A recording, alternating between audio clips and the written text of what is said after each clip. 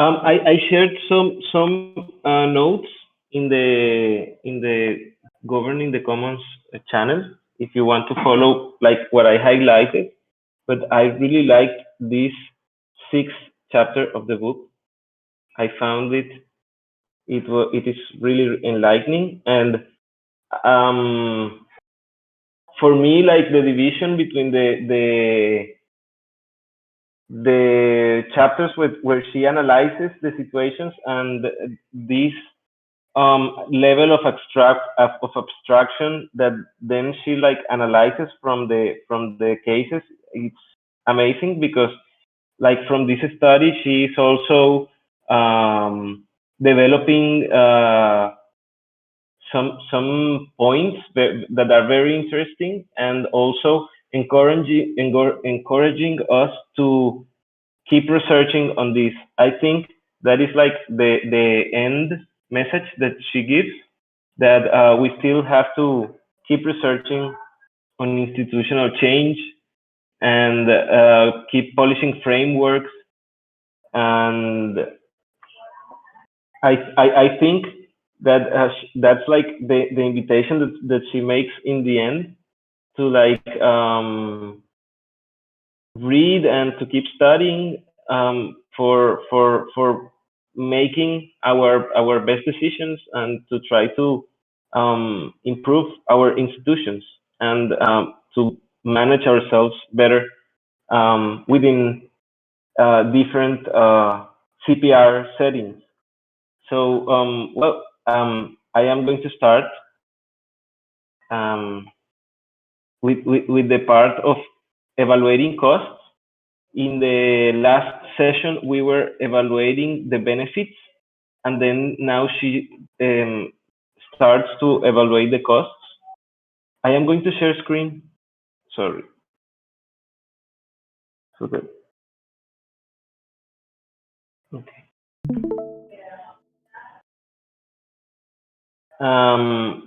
Evaluating costs, and she first talks about two types of costs. That is transformation costs,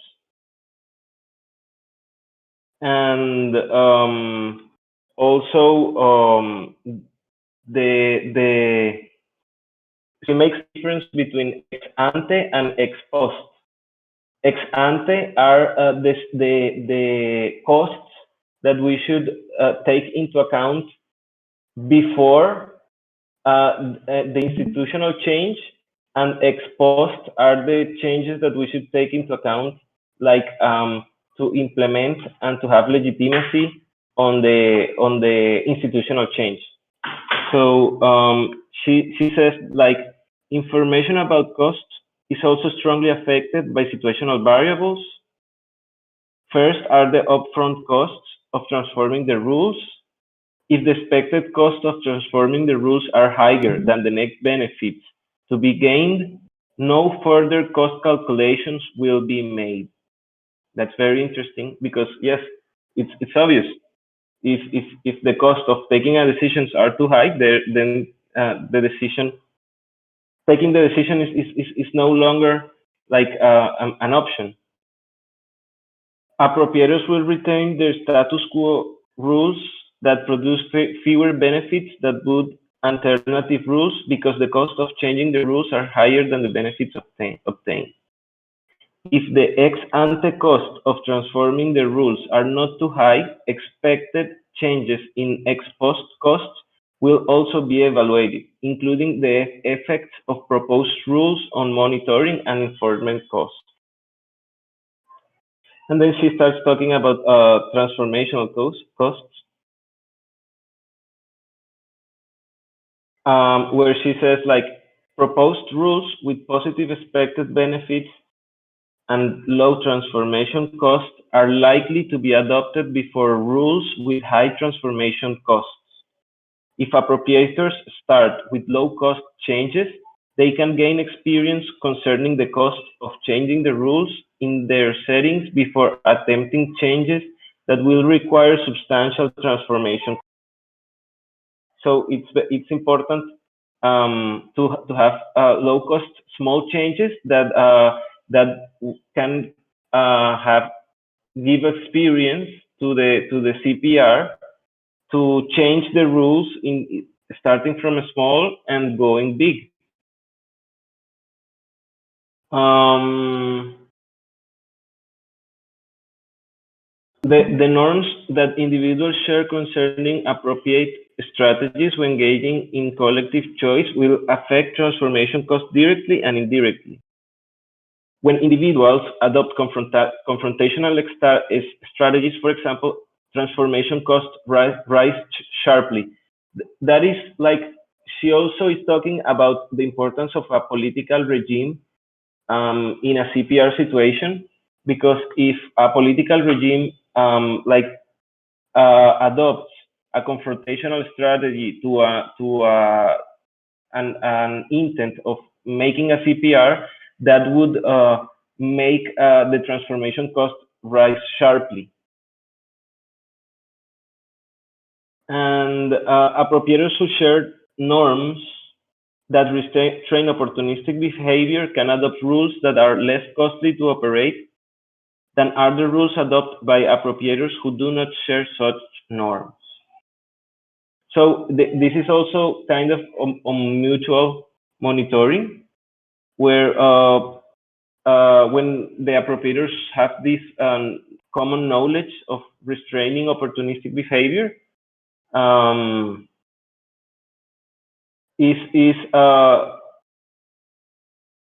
is more healthy and easier to change rules, because people will understand that the net benefit of them is higher than not apporting, than not going with them. Okay, this is a paragraph that I shared yesterday that Can I I ask like. a question about this? Yes. So we have a really good example of related to the thing I was talking about before, where you have a person in the personage of Steve Bannon who basically spoke to Donald Trump and said, "Yeah, just go ahead and ignore all the norms." And of course, narcissists operate in this space between the sort of norms and the norms that the generalized society has and the assumed sort of benefit of the doubt that they're given. So when she talks about norms here, I do think in my head that it's almost like a dependency in a way. We're oftentimes when we're organizing, we sort of overly rely upon norms to carry us through, and it creates a kind of uh,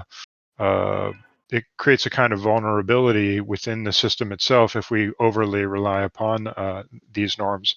And we just have such a good example of a person ignoring those norms recently that I wanted to just kind of bring it up and show how that's kind of another example of how people who are have a certain agenda can even take something that's designed to be inherently flexible and almost lubricating and making the wheels of power kind of work between these two different layers and subvert it. Yes, you made me recall what I wanted to say on the last call, and is that she talks about sometimes we like when we talk about a geographic like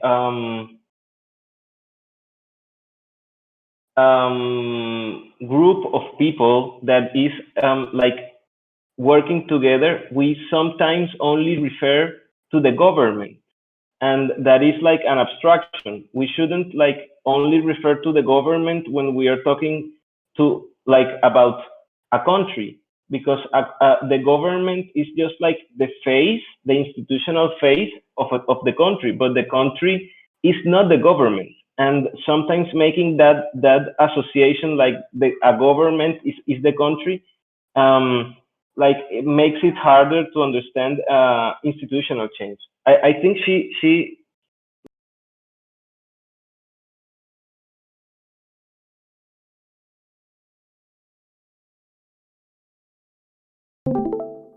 get too disorganized.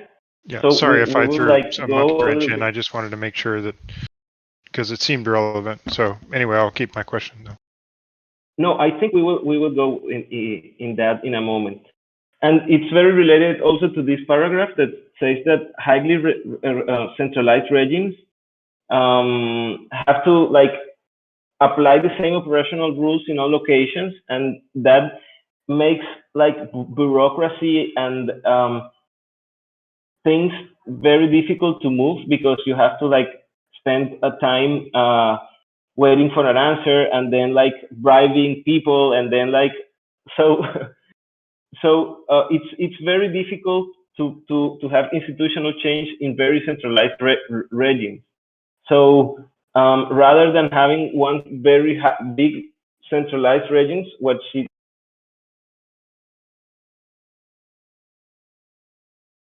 lost.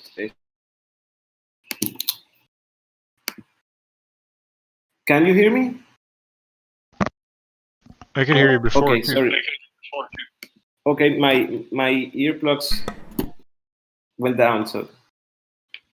Um, so yes, that she states the importance also of having like a political regime that enables these CPR settings, and she talks that it's more important to have like nested CPR settings than having like just one big CPR setting or a highly centralized regime, because she talks that it's very important to have tailored rules for each like for each niche.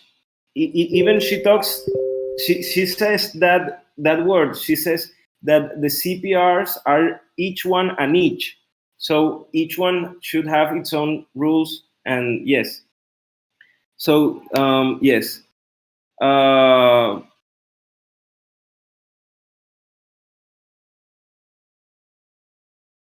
So, one of the things that sorry to interrupt. She didn't cover too in depth, but the talk about the transformation costs, which I think is probably one of the more fundamental things that you can consider, especially when you're building something new. And I think it's kind of fits into that realm of lack of imagination type of thing. A failure of imagination. Because the transformation costs can come in like so many different ways, and I think we have a lot of modern day analogs where from like if you look at the certain cities, like if you look at your own city, the foundations of that city and the structure, the way the roads are built, they weren't built within the population that now exists had in mind at that time. And so the transformation cost to change that into a very efficient city is very high. And then you can talk about transformation costs on a larger level where you say like, okay, maybe we shouldn't even build cities below sea level. Like that may be too much of a risk in the long term. And it's these acts of imagination that we don't envision when we build something new, that we don't take into consideration, and that have huge impacts on how we change things in the future. And so when we talk about like CPR settings, I think a lot of these, we have a huge transformation costs that we don't consider fully, and how to properly measure them at the time when we're designing these systems. And I'm not sure if anybody has any good resources or ideas on how to measure those transformation costs at this time, but just wanted to hear people's thoughts on that subject.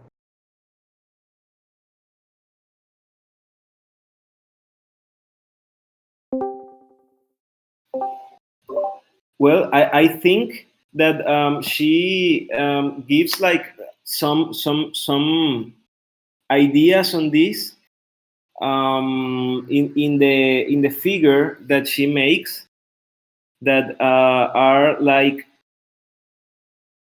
the number of decision makers, heterogeneity of interest, rules in use for changing rules, skills and assets of leaders, proposed rule, past strategies of appropriators, and autonomy to change rules.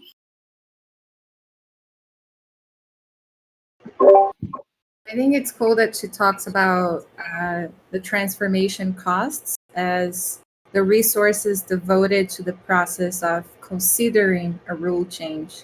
So even the fact of considering a change is costly, and I like how this chapter brings so much of the behavioral the behavior of the people using the CPR, and how as humans in general we have this tendency to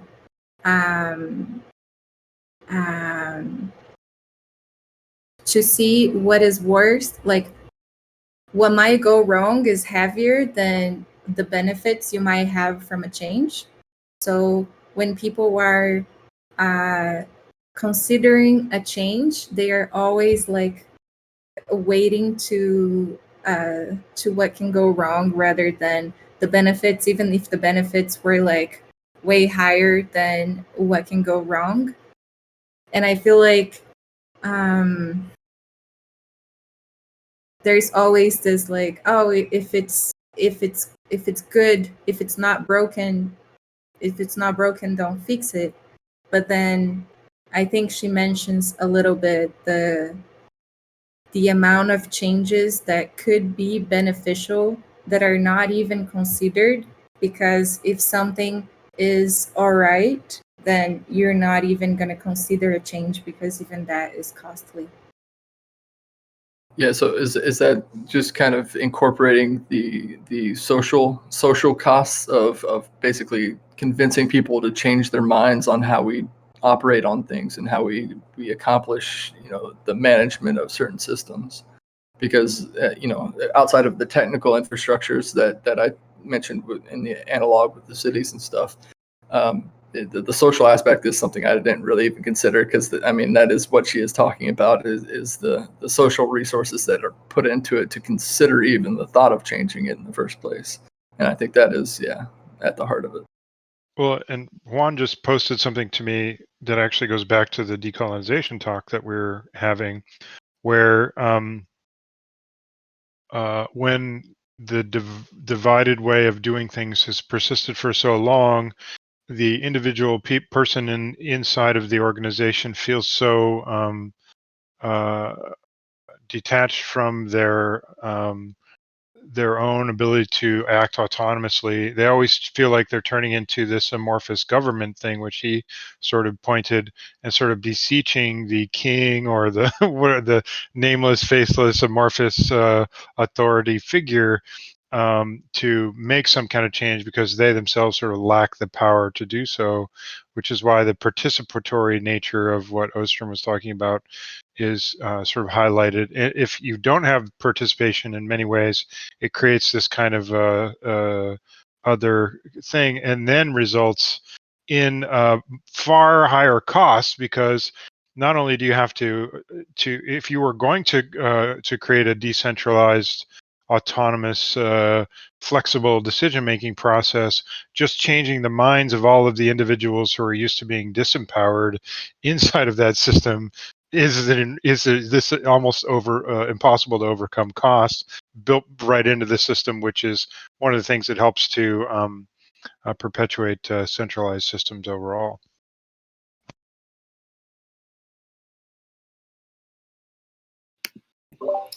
Yes, she says that the status quo rules are the result of past decisions, and they always protect some individuals and expose others. So we need to understand institutional change processes as historical processes.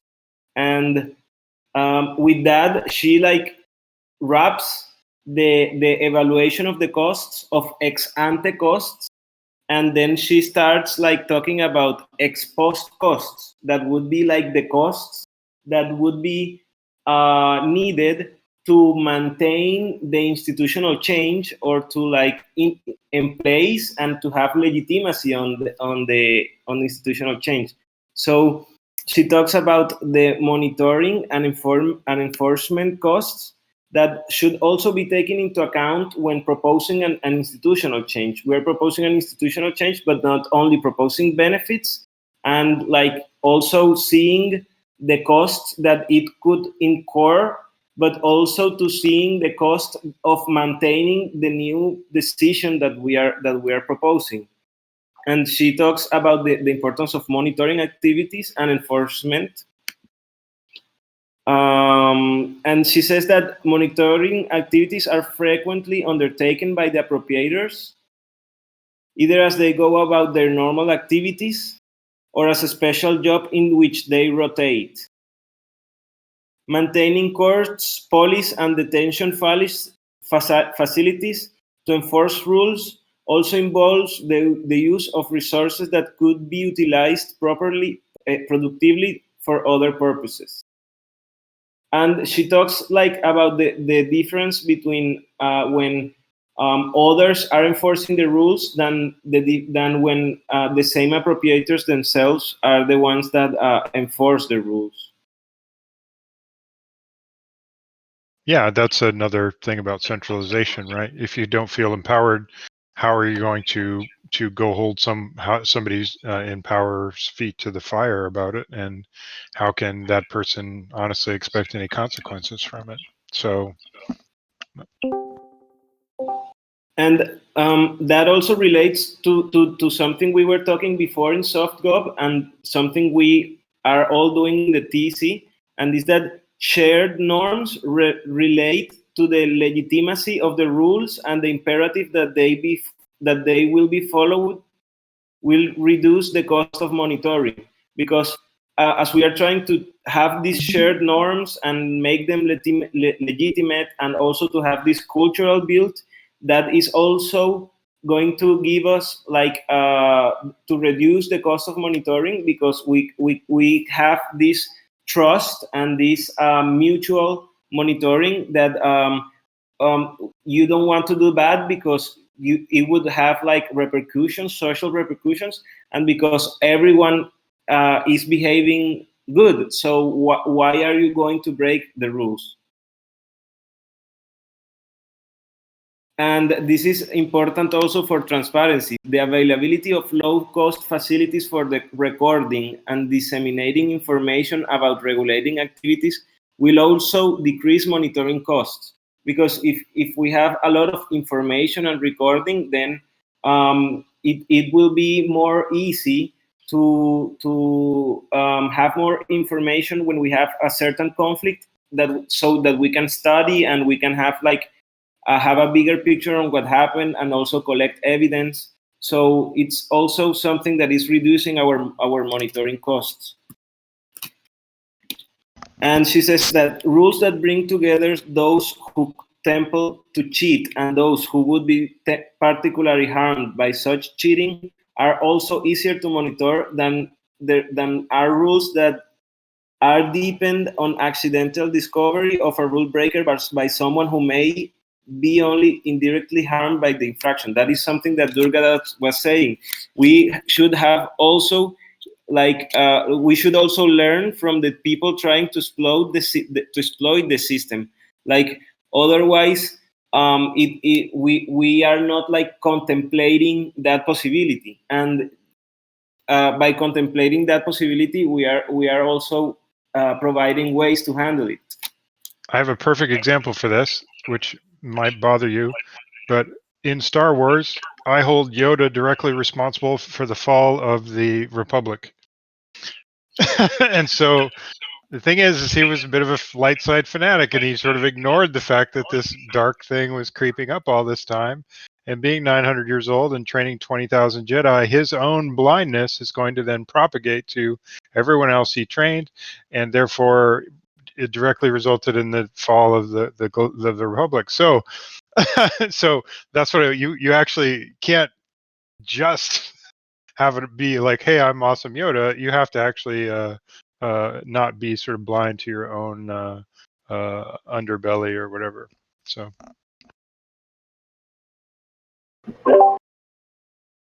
I think rules and norms are very connected with choices, and And I think we are now living in a system that so many of those choices are invisible because we don't have a direct relationship with them, or they are historical choices that others took for us, and we've just been following the status quo norms without questioning it.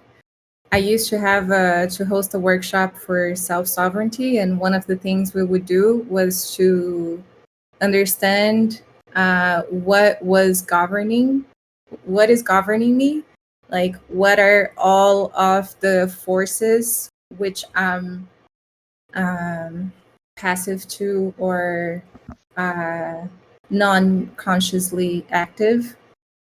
And she talks about transforming rules, and it made me question, what are the rules do we need to transform, in the sense of what are even the rules? Like, the rules are not necessarily so explicit. And the first nonviolent communication workshop I went, the guy that was teaching us said that violence stems from choices you didn't know you could make, from like things you didn't know you could act on.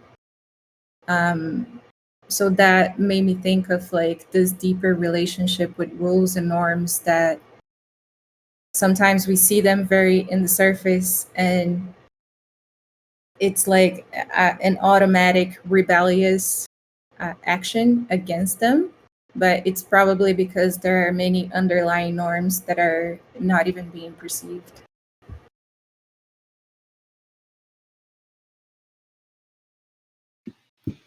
Yes, yes, I love that. She, like, in the last page, she gives like four problems that she think that social scientists like tend to use when analyzing CPR problems. And she says, like, first, the individuals using CPRs are viewed as if they were capable of short-term maximalization but not long-term reflection. Second, these individuals are viewed as if they were in a trap and cannot get out without some external authority imposing a solution. So that is like the nation state is a trap, and it's a trap that they tell us that we cannot go out from that, but it's a trap. It's an idea that has been like repeatedly so many times that we think of nation states as a rigid idea, as something that exists, and also that we think that of governments as the representants of nation states. But nation states are a group of people that sometimes is not wholly represented by the nation state. And to say that we can only use these institutions is a trap. But yes, that is in the last page, and she says also that the institutions that individuals may have established are ignored or rejected as indifferent, without examining how these institutions may help them acquire information, reduce monitoring and enforcement costs. And fourth, the solution presented for the government to impose are themselves based on models of idealized markets or idealized states.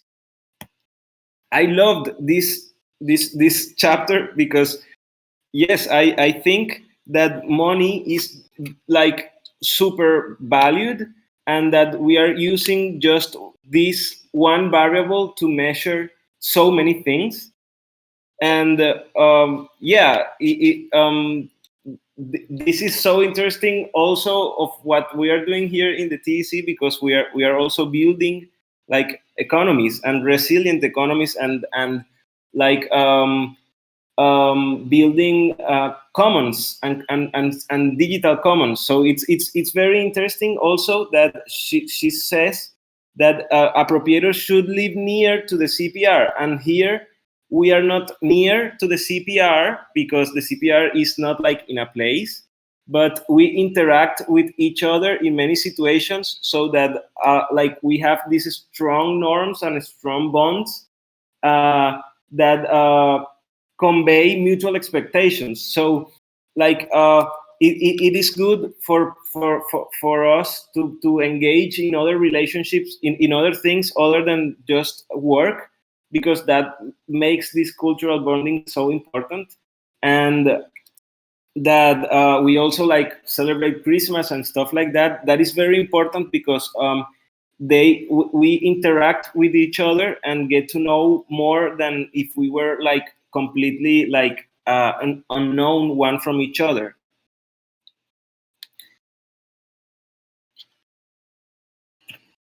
Okay. Yes. Wanna open space for hey Niran, Seth, welcome. If somebody that hasn't spoke yet wants to pitch in also, or we can keep going. Hi, everybody. I've just been following along. I didn't actually read it, so I'm mostly listening. Hey guys, same here. Just kind of following along. Didn't read it, but yeah.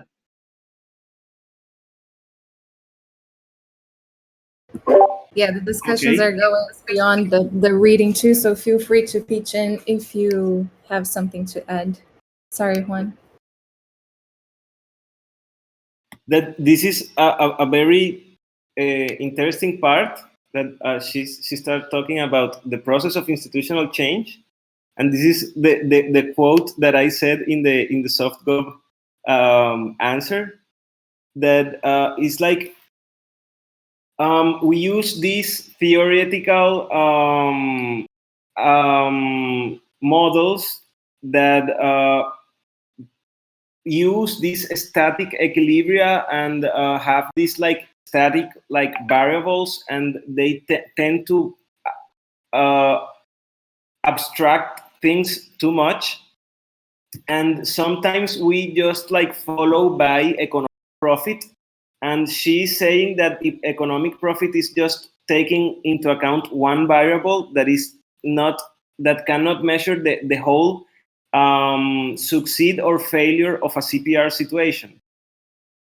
So she says like market and profit does not enable a theorist to predict which firms are more likely to survive, or to predict innovative technology or institutional changes. And she says like,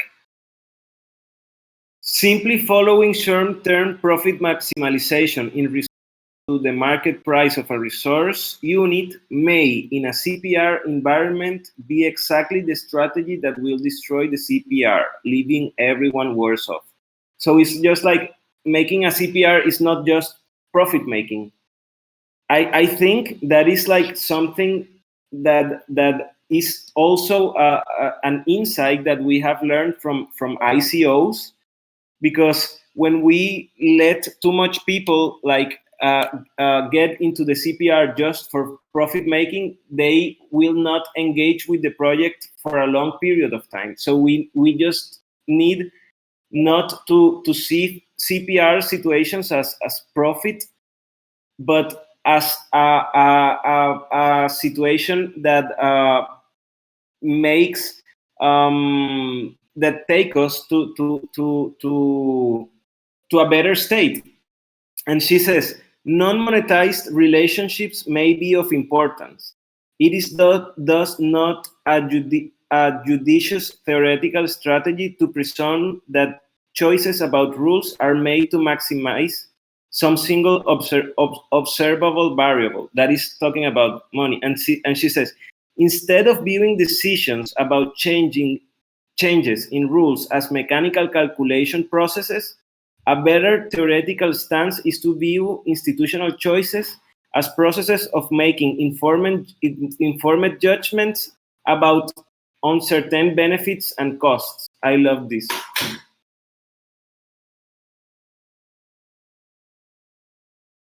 Yes, like it's not a mechanical calculation process. It's process of making informed judgments about uncertain benefits and costs.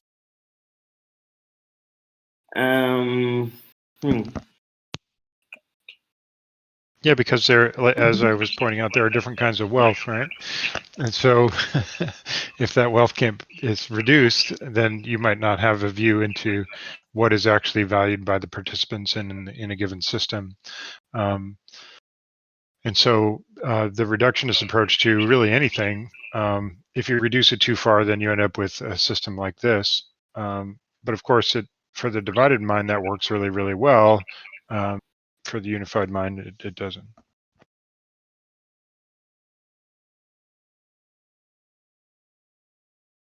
Okay.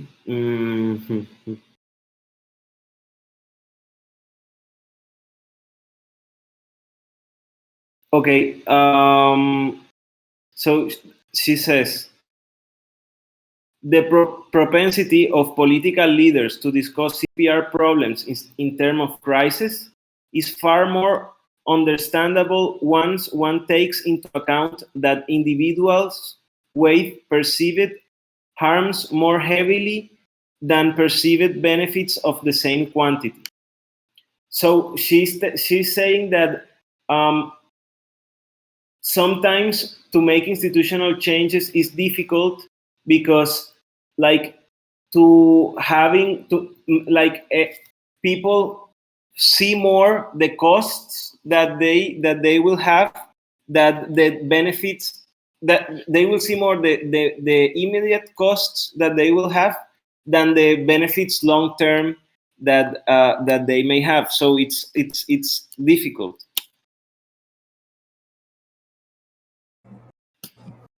So I have a hard time with this the concept of institutional change because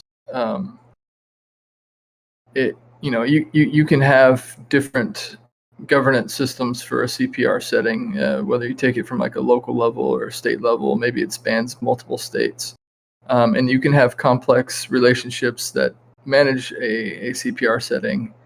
However, it's very difficult to change the actions of what you consider the nation state or the local government, the state government, and their role in it. And in no situation do I see where they say we're going to be hands off completely. Even if they did say they wanted hands off completely, you're going to have multiple people who are participating or outside of this who will eventually participate that say, this system is not representative of who we are as a community, as a state, as a city, as a county, whatever group you have, and therefore they will rely upon the only conception that they have as a representative body, and that is your local government, that is your state government, and that change will always be limited to an extent.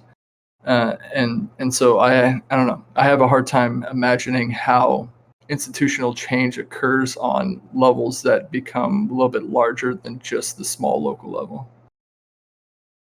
Well, and it also seems like within a given system, what people tend to do is expand their entire idea of what the world consists of to be whatever system they're most actively participating in. So, for example, if I work at Couch and Tribes and my work life and the number of hours that I'm using, I'm going to tend to expand my consciousness into imagining the various levels of hierarchy that I have to sort of punch through in order to elicit a change.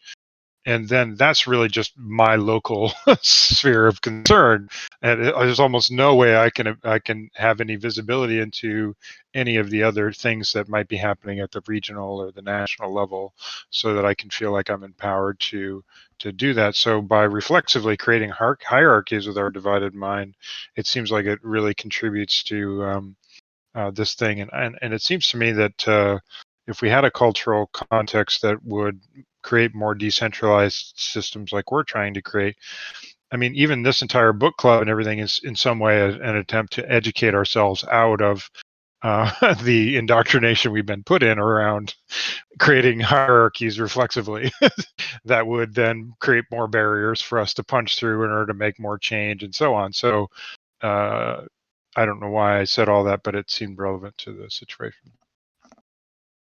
I just wanted to add on that I agree with on the lines of what Durgadas said. I think like now we see the government as this big enemy because, or let me speak for myself, I see the government as this big enemy, and how can we get changes that arrive close to this huge thing if we are so small?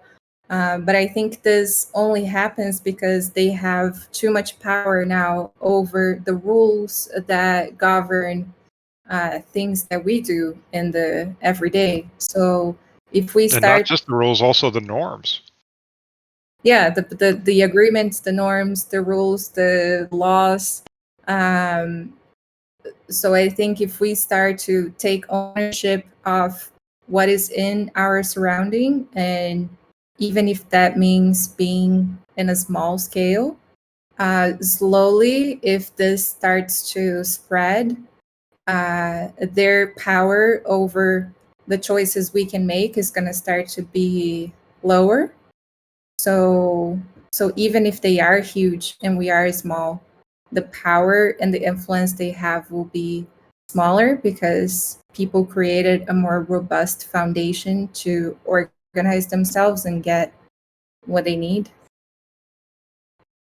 Yeah, so like I agree with what you said, Olivia, and I want to put that in the context of one of the examples that Ostrom did earlier with the water basins in California, where they collaborated to create an association, and that association was independent for a very, very long time, but it wasn't too long before it became almost like an appendage of government that was kind of this public-private, mesh that you couldn't really distinguish between the two, and then all of a sudden, to the population, it just becomes government, and I think that's really hard to do because we have that type of view of government. And I agree, like it's like the enemy, but it's like even if you create a new solution, it has this potential to be just kind of appropriated by that managing body.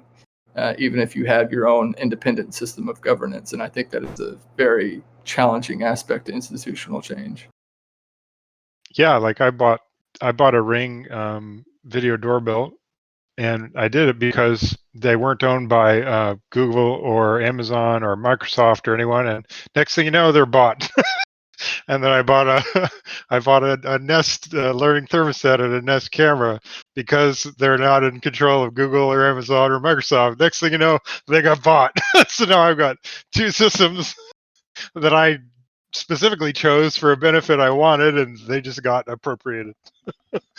So, but I do think the benefit of having those localized commons structures, commons governance structures, is that you can have them, even if you have a common CPR setting that spans multiple states, and you have them managed locally. And the great thing about Ostrom said in this one is that there are going to be differences in the way you manage CPR settings from location to location. Like it's going to happen, and the ability to share that information with one another and to manage it from a perspective that suits your cultural community, suits your values and your community, but still has the overall goal of managing a commons responsibly, I think is something that can be used as a method to undermine institutional power grabs in that situation, because you say, no, we're independent, and whether or not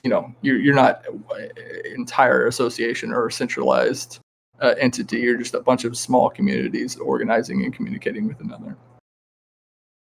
I have a question.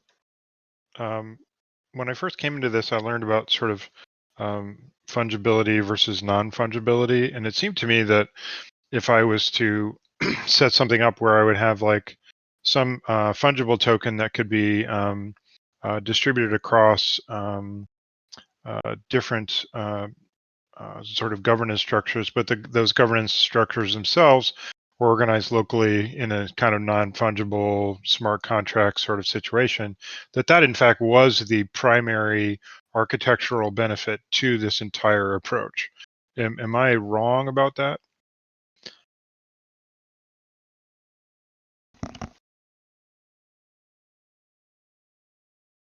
I'm sorry, was that to me? I wasn't totally. I was just asking in general, like, for example, Longtail Financial, Sean's company, works with this company called Spirit Coin, and you're creating a coin, and that's kind of the fungibility aspect where different native populations around Canada can exchange tokens, but then the sort of governance tokens that they would have on top of those things could be specific to each individual group of bands, depending on whatever their local values were, and that in fact was the sort of large value proposition that these kinds of governance and exchange systems were set up to solve, right? Which seems to be what we're talking about here with the Ostrom thing right now. Yeah, I would just say that it's surprising, but obvious at the same time that when you look at it, that allocating funding to public goods is actually a highly sought after, valuable, powerful position, and it has value. And you can see that when it costs billions of dollars of marketing to become president for a $400K a year job, and basically all politicians are getting paid a lot less than what it takes to become a politician. Are they doing that out of altruism, or is there some kind of value in actually allocating public goods? And so the idea that, I mean, it's a general challenge to that qualitative value can be quantified, and it has a quantity, even though it's not overt, it's qualitative. And that is governance over fund allocation is one of those things where it's like, well, there is value there, but it's not easy to quantify, and it's different for every person. Like a certification, there's value in getting a certification from a school. There's a lot of these qualitative values.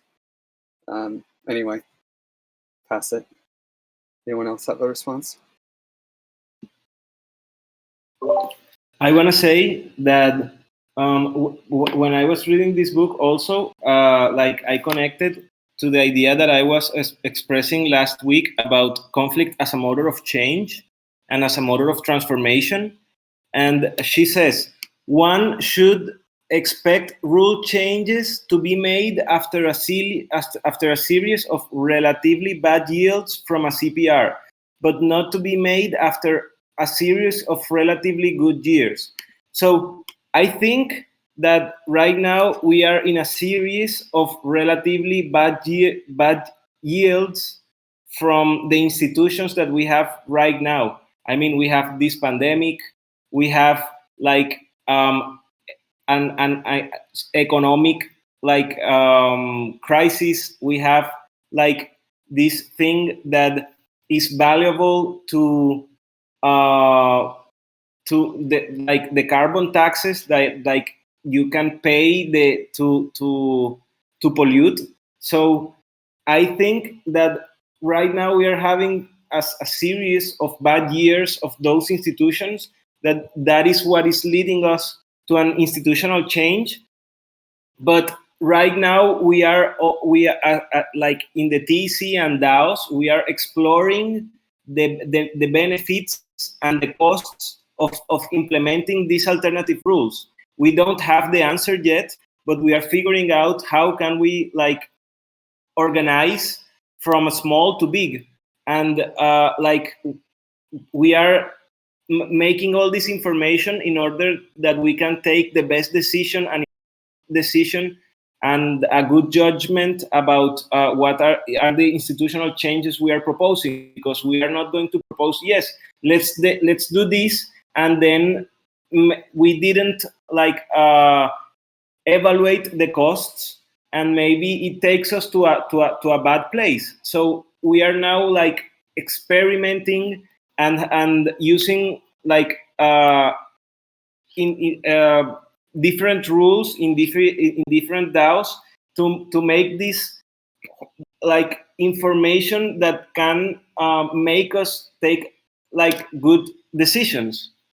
So I think that the DAOs are right now having considerable experimentation with diverse rules, and we are learning from that different rules and from the effects that they had. I mean, yes, that experimentation is what is showing us that we need also cultural build, and that experimentation has also led us to understand that value should not just be like openly distributed to people who is just wanting profit. So yes, I think that right now we are in this like experimentation phase of this institutional change that we are proposing of through decentralization. But I think that there are some deeper changes that are rooted to economy itself that are harder to address. And I am going to go a little bit fast on these last ones so that we can like end like in the hour. So benefits and cost has to be discovered and by using human judgment in highly uncertain and complex situations that are made even more complex to the extent that others behave strategically. And she says also, further, if individuals find rules well, they may have little motivation to continue the costly process of searching for rules that will work even better. If it ain't broke, don't fix it applies as much to institutional capital as to physical capital. So yeah, I think that our institutions are broken, and that is what is leading us to this change. And she also gives these 6 variables that can also increment change and in CPR's settings. That is like most appropriators share a common judgment that they will be harmed if they do not adopt an alternative rule. I mean, if so that those are things that motivate change. If people know that they will be harmed if they do not adopt an alternative rule, they will like comply and try to change to that alternative rule. Most appropriators will be affected in similar ways by the proposed rule changes, like the rules apply to everyone. Most appropriators highly value the continuation activities from the CPR. In other words, they have low discount rates. Appropriators face relatively low information transformation and enforcement costs. Most appropriators share generalized norms of reciprocity trust that can be used at initial social capital. The group appropriating from the CPR is relatively small and stable. And to the last part, she says that a challenge to scholarship in the social sciences, and this is what Durgadas was talking about since for the start of the reunion. And this is the phrase that I used, that each CPR and each DAO can be viewed as a niche in an empirical terrain. So this is also very related to DAO to DAO relations, where we say like a DAO is an island, and we need to have like relationship between these islands, and like having like these relationships, like the international relationships that we have right now between the world, but between DAOs, between nations, but between DAOs. And she is like criticizing the social scientists, because she says that social scientists tend to like say that everything can be like measured between money, and she gives these 4 like points to say that the trap that we are in, or that the social scientists are like trying to replicate and that the social scientists are also like repeating this trap that we are and that we cannot go out, and that they are really based on the models that idealize markets or idealize states. This is like the thing that I was reading before also. And with that, I just finished my intervention. I'll have to cut you here. Is there like a 10-second wrap up you want to give, or it was a good stopping point? Great book. Loved reading it. Loved reading it with you. Yay! Design awesome. principles. Yes, this is the time for the pen shuffling, and wow, we finished the book. That's so amazing. Thank you everyone for so much effort, especially Juan, Nate, Tamara, Zaptimus, that facilitated sessions. This was really, really appreciated. So let's go quickly. Griff number 1, Juan 2, Livia 3, Nate 4, Turgadas 5, Heavy Chain 6, Mateo 7, Nuran 8, Seth 9, Tam 10, and Zaptimus 11. Here we go. Number 10. Yay! Congrats, Tam. Oh, I have to give it to Juan Carlos. I'm passing it. I'd like to give it to Juan Carlos. He did so much work for this. You really deserve it. Okay, thank you, Tam. Okay, awesome. I'm sad that Nate didn't win any round, but maybe we'll have a spin on that in the next book club. Then I will give it to It's Nate meant to because be. I already won one round. No. It's meant to be. I've every book club for the Federalist Papers and Anti-Federalist Papers still have not won, and I mean sometimes we have groups of 3, and it's it's crazy. So I'm letting fate play out. All right.